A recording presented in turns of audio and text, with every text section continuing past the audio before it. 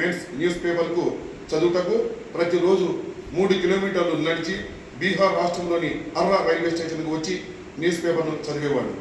బాబు జగజీవన్ రామ్ గారు తన జీవిత కాలంలో నూతన ప్రజాస్వామిక విలువల కొరకు ఉన్నతమైన ఆశయాలతో దేశ అభివృద్ధి కొరకు అహర్నిశలు పాటుపడిన వ్యక్తి.